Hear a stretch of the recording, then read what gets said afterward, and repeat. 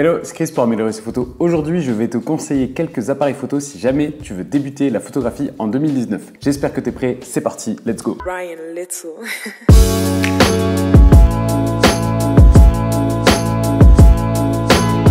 Dans cette vidéo, je vais te parler des appareils vraiment si tu veux débuter la photographie ou si tu veux débuter et voilà, te perfectionner, ça va être de bons appareils photo pour commencer. Et même si jamais tu as déjà ton petit niveau, ça peut être de bons appareils photo aussi pour toi. Si jamais tu es déjà expert dans le domaine ou c'est juste que tu es plus avancé, eh bien je pense que tu n'auras pas forcément besoin des conseils de cette vidéo. Donc reste bien jusqu'à la fin de la vidéo parce qu'à la fin de la vidéo, je te donne plusieurs conseils de boîtiers chez différentes marques et à différents budgets, comme ça tu pourras voir ce qui te plaît le plus. Je vais te parler de deux types de boîtiers. Non, juste deux, pas quatre. Ce sera les réflexes et les hybrides. Alors je vais pas te parler de bridge et je vais pas te parler de compact, tout simplement parce que ce que je connais le mieux en fait c'est les réflexes et les hybrides. La particularité de ces deux appareils c'est que ce sont des appareils à objectif interchangeable. Donc tu vois comme ce réflexe là, donc c'est un appareil à objectif interchangeable, ça veut dire que je peux prendre l'objectif et l'enlever de l'appareil photo. Ce morceau là, sans l'objectif, c'est ce qu'on appelle le boîtier. Donc ce que je vais te conseiller en fait dans cette vidéo, ce sont des boîtiers. Cet appareil là, le Fujifilm X100F, ça c'est un compact expert. Donc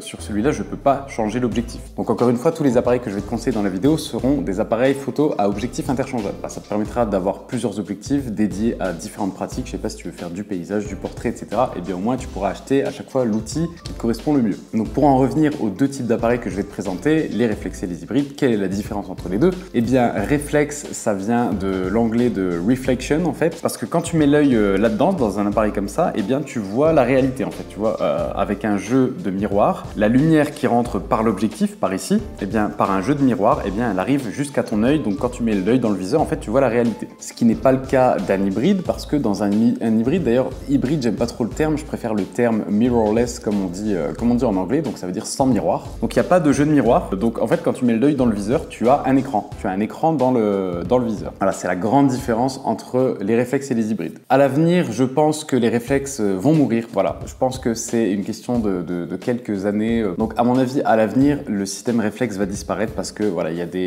a des avantages non négligeables sur les hybrides. Même si aujourd'hui les hybrides ont des batteries un peu moins bonnes que les réflexes, c'est vraiment un défaut qui est en train d'être pallié par les constructeurs. Donc, normalement, les hybrides vont prendre le pas. Donc, moi personnellement, si j'étais toi aujourd'hui en 2019, je partirais plutôt sur un hybride. Ceci dit, il reste beaucoup de réflexes qui sont tout à fait valables. Si jamais tu veux commencer la photographie tout de suite, je vais t'en lister quelques-uns à la fin. D'ailleurs, tu trouveras tous les appareils dont je te parle dans cette vidéo juste en dessous dans la description. Ce sont des liens affiliés, donc si jamais tu achètes du matériel avec ces liens-là, eh bien moi je touche un petit pourcentage en fait et ça m'aide beaucoup pour faire grandir la chaîne, donc merci à toi. D'ailleurs, je mets des liens chez Amazon et chez Miss Numérique. Si jamais voilà, tu as un revendeur préféré, passe par celui de ton choix. Alors, dernière petite mise en garde, je peux pas tout dire dans une vidéo de 10 minutes. Je sais pas combien de temps va faire la vidéo, mais voilà, j'estime qu'elle va durer à peu près 10 minutes. Dans une seule vidéo de 10 minutes, je peux absolument pas passer en revue tous les aspects de la photographie. Du coup, je vais me concentrer sur les plus importants si jamais tu commences la photo. Et ces aspects, quels sont-ils? Eh bien, qu'est-ce qu'on a?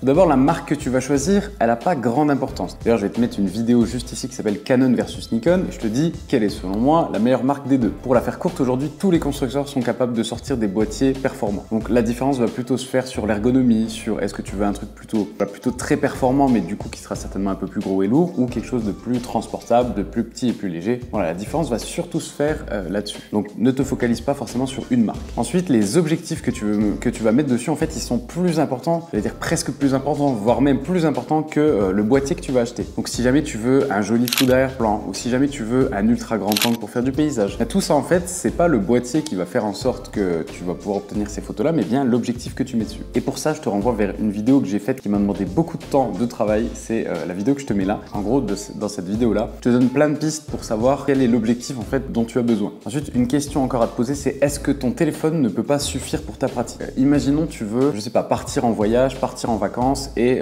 prendre des photos à ce moment-là. Eh bien peut-être que ton téléphone peut suffire. Aujourd'hui, moi, tu vois, j'ai un téléphone assez récent.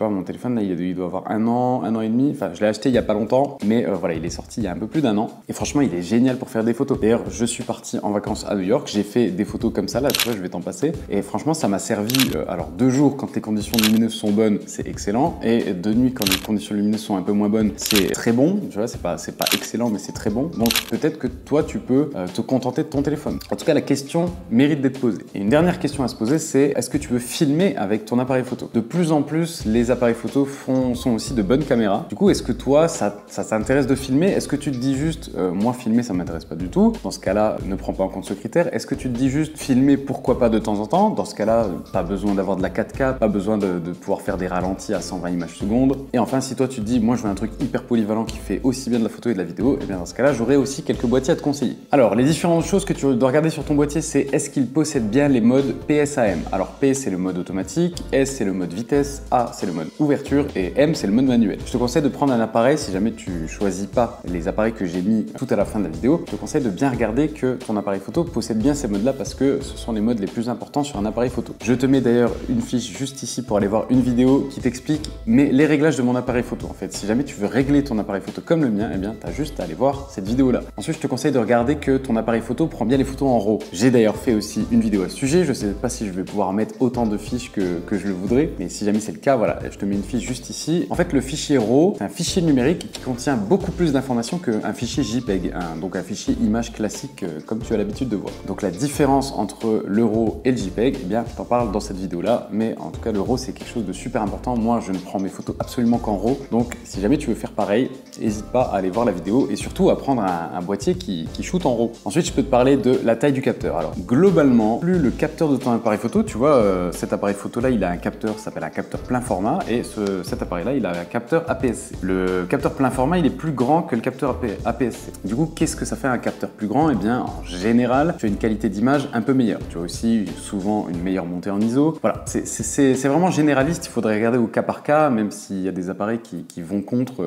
Il y a des appareils qui ont des plus petits capteurs, mais qui ont des très bonnes montées en ISO. Mais bref, c'est pas le sujet ici. C'est juste que je veux t'ouvrir un peu les yeux sur la taille du capteur. C'est aussi important si jamais tu veux une qualité d'image irréprochable avec une montée en ISO de fou, etc. Eh bien, plus le capteur de ton appareil photo sera grand et globalement meilleur ce sera. Ceci dit, plus le capteur est grand et en général, plus le boîtier est grand. Tu vois, genre si je pars en voyage, je vais pas prendre ce truc-là. Je vais prendre ce truc-là. Et enfin, la dernière chose que tu dois regarder, c'est la définition. Eh bien, quand je prends une photo avec cet appareil-là, eh bien, il me produit des images à 24 millions de pixels. Celui-là aussi, remarque. Tu vois, il a beau être plus petit, il a quand même le même nombre de pixels. Aujourd'hui, je pense que voilà, prendre au moins un appareil photo à au moins 15 millions de pixels, c'est le minimum. Je sais qu'il y a des appareils photo qui font, alors pas dans ceux que je vais te présenter là, mais il y a des appareils photo qui font du 30 millions de pixels, 40 millions de pixels. Là, on arrive à taquiner les 50 millions de pixels. Pour débuter la photographie, franchement, ça sert à rien. Et même moi qui fais de la photographie personnelle et professionnelle, voilà, c'est avec ces deux joujoux-là, j'ai pas besoin de 50 millions de pixels. Donc celui-là, il en a 24 et pour tous mes contrats pro, c'est largement suffisant. En fait, à quoi ça va servir le nombre de pixels? Eh ben, ça va te permettre d'avoir une grande latitude ou pas à recadrer en post-traitement. Donc quand ensuite tu as des images et que tu te dis, bah, en fait, je trouve que c'est trop large, j'aimerais bien zoomer dans l'image, eh bien, tu peux le faire en post-traitement. Donc si tu as 15 millions de pixels, eh ben, tu vas pouvoir recadrer peut-être un petit peu à 10 ou 20% et ta photo restera bien. Par contre, si tu as 50 millions de pixels, tu vas peut-être pouvoir recadrer 2 fois, 3 fois et tu auras toujours une bonne qualité d'image. C'est à ça que ça sert, mais je te conseillerais en fait de mettre l'accent sur faire une prise de vue propre plutôt que de te dire je vais recadrer en post-traitement, tu vois. Alors, je vais maintenant te parler des grands gagnants. Alors, il y a sûrement d'autres appareils que j'ai pas listés dans cette vidéo qui font très bien le taf, mais voilà, ça c'est un peu l'essence des recherches que j'ai fait. J'ai essayé de me contenir à un budget de 500 €. Malheureusement, ce sera pas toujours le cas pour certains appareils. Il y en a qui vont être un petit peu au-dessus, mais il y en a aussi qui seront un petit peu en dessous. Je te laisse aller checker le prix avec les liens que j'ai mis dans la description. Et je te conseille aussi l'occasion. Donc, si jamais il y a des boîtiers qui t'intéressent, qui sont neufs, peut-être à 550, 600 ou 650 € qui sont neufs, eh bien, va faire un petit tour sur le marché de l'occasion, peut-être sur le Bon Coin si tu es en France, deuxième main si tu es en Belgique, et tu les trouveras certainement en dessous des 500 €. N'oublie pas que l'objectif, c'est peut-être le plus important. Donc, n'oublie pas qu'il y a ma vidéo ici. D'ailleurs, dans la vidéo, je te conseille des objectifs à 100 € qui vont grandement ouvrir toutes tes possibilités et qui vont, par exemple, te permettre de faire ce genre de photos, tu vois, avec, si tu fais du portrait, un visage bien net et un fond bien flou. Croisant mon expérience, si jamais il y a deux boîtiers qui t'intéressent et qu'il y en a un qui est plus gros que l'autre, prends toujours le plus petit. Parce que sinon, tu vas t'offrir un appareil photo, tu vas l'utiliser pendant un mois parce que là, t'es chaud bouillant, voilà, t'as envie de commencer la photo et tout. Mais le fait qu'il soit gros et lourd, ça va t'handicaper. Quand tu vas faire des petites sorties, à chaque fois, tu vas te poser la question 2 fois, tu vas te dire est-ce que je le prends, est-ce que je le prends pas, et de temps en temps, tu vas pas le prendre. Alors si tu prends un petit truc comme ça, peut-être un petit peu moins performant, mais au moins si tu l'as tout le temps avec toi, eh bien tu progresseras beaucoup plus vite et surtout tu te feras vraiment plaisir. La dernière chose avant de te donner les boîtiers, c'est que de toute façon, si tu n'aimes pas, si à terme tu n'aimes pas la photographie, ben, tu vas arrêter. Et si à terme tu aimes la photographie, de toute façon, façon, je le sais, c'est à chaque fois comme ça pour tout le monde. Dans 1 an ou dans 2 ans maximum, tu auras envie de changer de boîtier et de passer sur un truc plus expert, plus haut de gamme. Donc voilà, c'est pour ça, ne t'embête pas trop avec ton premier boîtier, prends un truc qui fait des photos et ça marchera pour toi. Alors je me suis arrêté sur plusieurs marques. La première c'est Panasonic. Chez Panasonic, l'avantage c'est que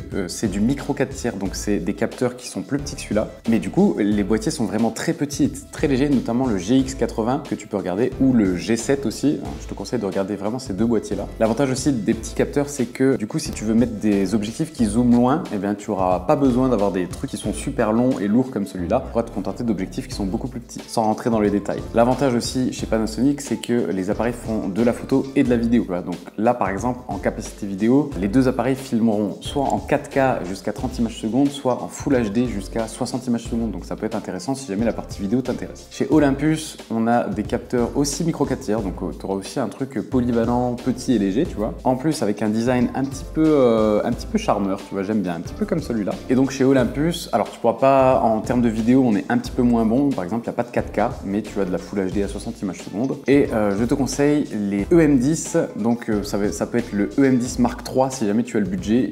En neuf, il est à plus de 500 €, mais tu peux peut-être trouver le trouver en occasion. Mais sinon, le EM10 Mark II fera très bien l'affaire. Alors chez Sony, on est un petit peu plus cher, mais du coup, on est en termes de qualité, on est quand même au-dessus. C'est le A6300. Alors il y a le A6500 qui est sorti, mais du coup, là en ce moment, il est vraiment bien au-dessus du budget. Mais sinon, le A6300, il est très bon en photo et très bon en vidéo. D'ailleurs, en vidéo, il fait de la 4K jusqu'à 30 images secondes, mais surtout, il fait de la Full HD à 120 images secondes, ce qui va te permettre de faire des ralentis jusqu'à 5 fois. Voilà, donc celui-là, il est vraiment meilleur, mais par contre, il est plus cher. Donc ça, c'était vraiment pour la partie hybride. Et maintenant, pour la partie réflexe, on a chez Nikon. Donc moi, j'ai commencé avec cette gamme-là, c'est la gamme D3000. Donc moi, j'ai commencé avec un D3100, mais aujourd'hui, le D3100 est plus vendu en neuf. Peut-être que tu en trouveras en occasion. Mais si jamais, c'est vraiment le D3400 qui t'intéressera. Et si jamais ton budget le permet, tu peux regarder la gamme juste au-dessus, c'est la gamme D5000. Donc ça doit être le D5600, je crois. Ou en occasion, voilà, tous les D5000 feront l'affaire. Les D5200, D5300, D5500, etc. Chez Canon, aujourd'hui, c'est le 2000D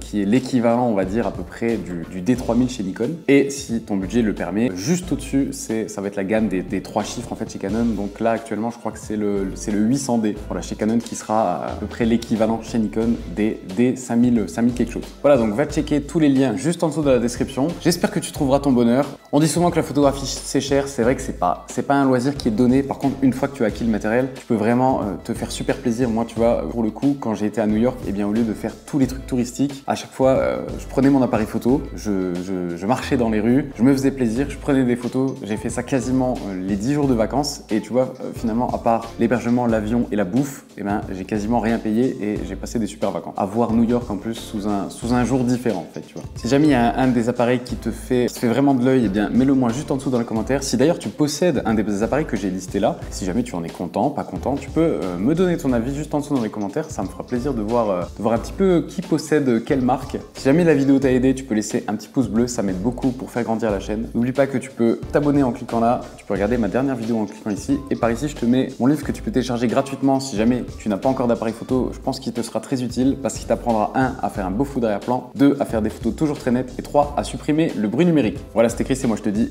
à bientôt. Donc reste bien jusqu'à la fin de la vidéo parce qu'à la fin de la vidéo... C'est pas possible.